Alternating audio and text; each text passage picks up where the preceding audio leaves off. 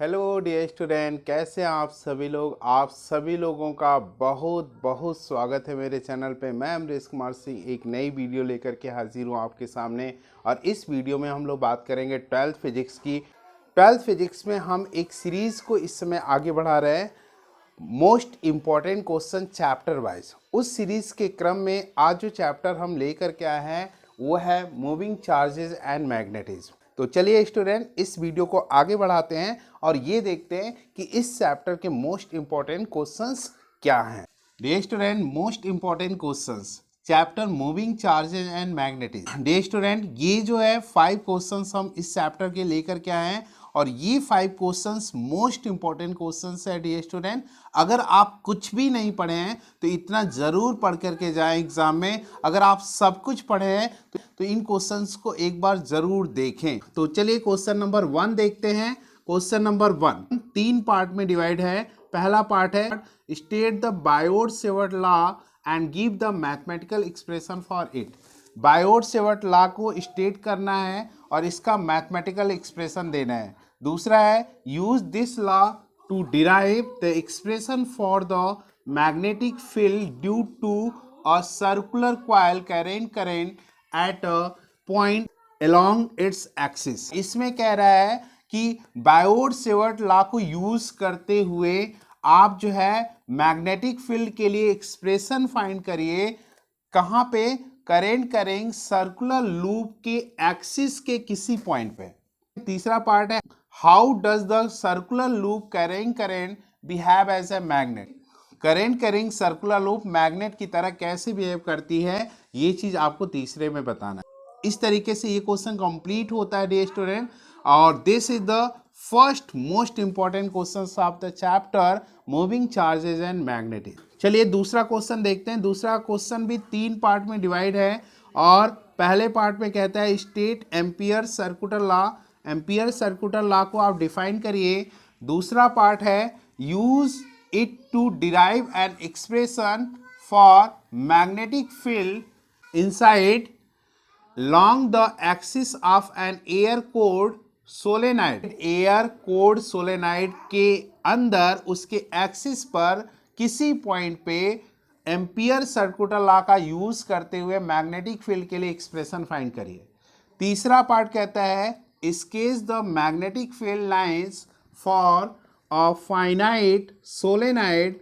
How are these field lines different from electric field lines from an electric dipole. Finite solenoid के लिए magnetic field line आप sketch करिए और ये बताइए कि ये फील्ड लाइन जो है इलेक्ट्रिक फील्ड लाइन जो इलेक्ट्रिक डाइपोल के लिए ड्रॉ की जाती है उससे किस तरह से डिफरेंट है।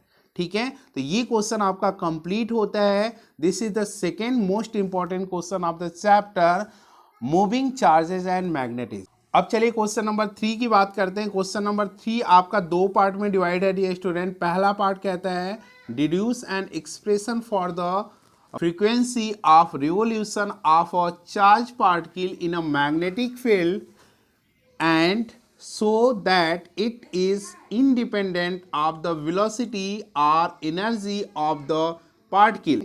पहले पार्ट में कह रहा है कि मैग्नेटिक फील्ड में रिवॉल्व कर रहे चार्ज पार्टिकल के फ्रीक्वेंसी का एक्सप्रेशन आप फाइंड करिए और आप ये शो करिए कि जो फ्रीक्वेंसी है वो इंडिपेंडेंट ऑफ वेलोसिटी है या एनर्जी है ऑफ द पार्टिकल्स। और दूसरे पार्ट में कह रहा है draw a schematic sketch of cyclotron, explain the essential detail of its construction, how it is used to accelerate the charge particle। Cyclotron का सीमेटिक स्केच आप ड्रॉ करिए, इसके कंस्ट्रक्शन से जुड़ी हुई इसेंशियल डिटेल्स को एक्सप्लेन करिए। यह चार्ज पार्टिकल को एक्सेलरेट कैसे करता है ये भी आपको एक्सप्लेन करना है। तो ये क्वेश्चन कंप्लीट होता है। तो question this is the third most important question of the chapter moving charges and magnetism. अब चलिए क्वेश्चन नंबर 4 की बात करते हैं। Find the expression for the magnetic dipole moment of a revolving electron.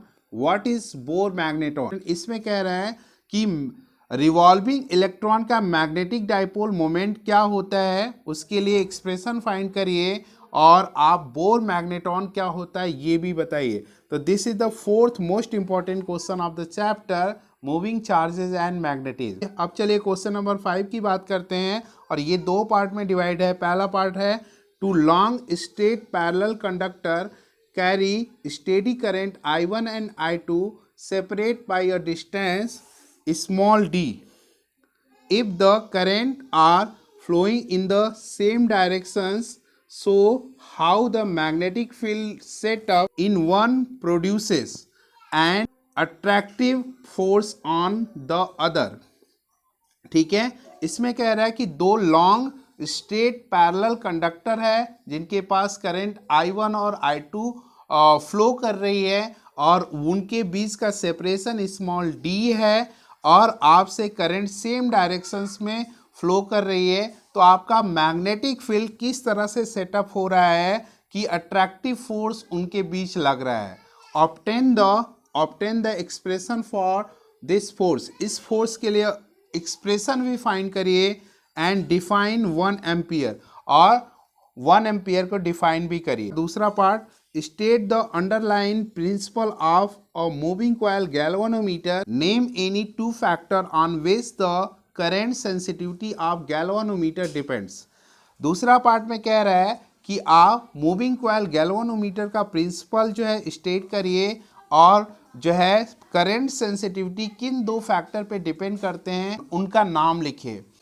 तो चलिए डियर स्टूडेंट, ये video आपको कैसी लगी ज़रूर बताइएगा।